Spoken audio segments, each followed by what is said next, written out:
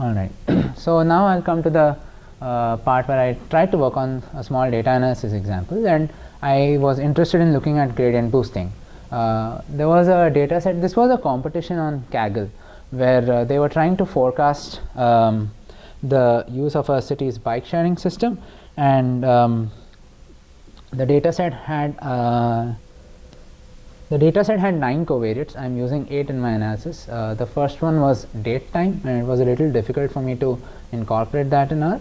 So I was using the other 8 covariates, and they were predominantly covariates reflecting weather, humidity, temperature, and working day, what's the season, and these are the variables that affect the count of registered users who use this bike sharing system. And you want to predict the count of these registered users depending on all these covariates. Now this data set had the training data had around 11,000 observations. Alright, so I tried out Gaussian loss with gradient boosting, and I also tried quantile loss. I'll share the code online. It was not very difficult to run. In R, there's a package called GBM, where you can just say GBM, you give it the name of the data, you give it the loss function, and you tell it how many number of trees do you want to construct, what's the cross validation, how many cross validation folds do you need 3, 5, or you can even use an out of bag error rate and get a value. When I use the Gaussian loss, the top variables that explain or that are able to explain this forecast of rent of the count of registered users are variables relating to weather, typically here humidity and temperature. They've explained, I think, around 80% of the variation. And if you apply a quantile loss, I have used now you can choose any quantile to play with. Here I don't really have an intuition for why I would want to work with a quantile loss. I just wanted to see what the results are like.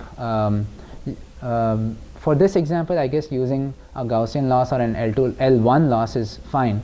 I just wanted to see how quantile loss works in this setting. I just played with the 35th quantile.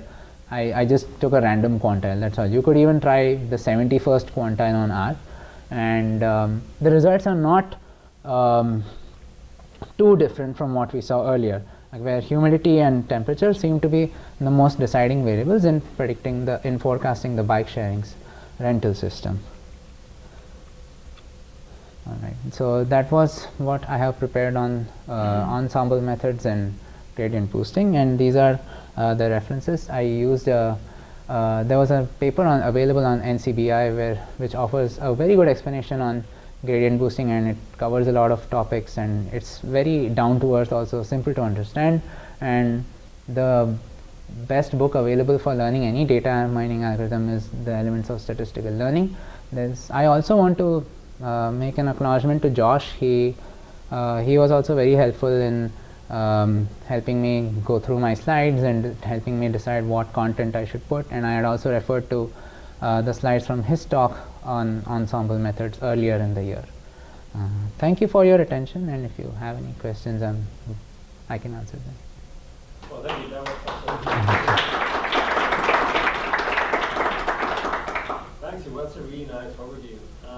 And now, some of these methods are like from the 80s or the 90s. Like, we think sometimes you see this explosion of ensemble methods, like stacking and hill climbing and super learning and stuff. Do you have like one that you really like or one that you really don't like for a reason? Do I have one that I really like or don't like? Now from this new list of all ensembles that people are doing, like, have you taken a look at any of the? No, I haven't really taken a look at stacking. I think I just read like 2 lines. I don't even remember what it is, but I don't remember. I haven't taken a look at it. Okay, but it's good. You started with a good one. So. Okay, thanks. Yes? So I have a question, because I'm thinking about computation. Mm-hmm. So I know that random forest is very easy to parallelize because you can just put different trees on different cores and fine. Mm-hmm. Is there a way to parallelize GBM since each each step depends on the previous one? Oh, I'm not sure actually. I'll have to look that up. I don't have an answer to you. Yeah. There is no. I don't think so. But depending on the simplicity of your loss function. So your loss function might be like a separator of parameters, and then you can realize it. Like, it's not going to be as parallelized as the random forest, but still, like, you can Yeah. at least launch a few computations to do like which one is going to find my like stochastic gradient descent first, right? So it's still parallelizable. It's not going to be as parallel as a random forest, but still, you can use it. yes. This is kind of a stupid question, but are there ensemble methods of ensemble methods? Like, at what point does the hierarchy flush out? Because, you know, everyone's talking about, do I use random forest or gradient boosting? Maybe you do.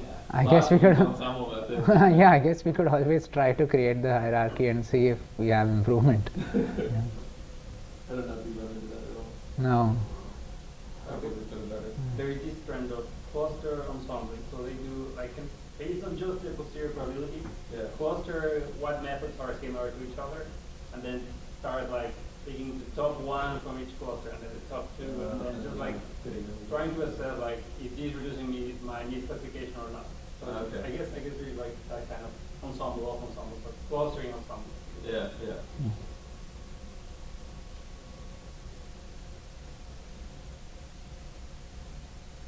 Thank I'm curious to see what Yeah. You've reviewed ensemble methods, I mentioned, for your research, right? Actually, no, I'm not using ensemble not? methods. Okay. Yeah. Yeah. Well, they're good in that regard. I was just going to ask what sliver of this is most applicable to what you're researching. I guess maybe gradient boosting or random forest.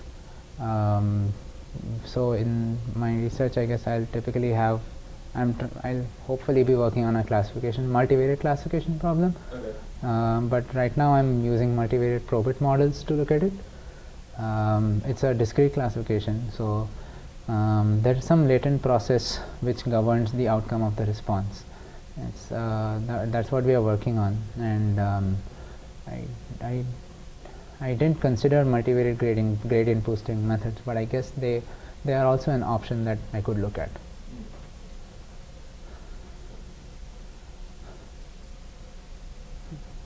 Thank you.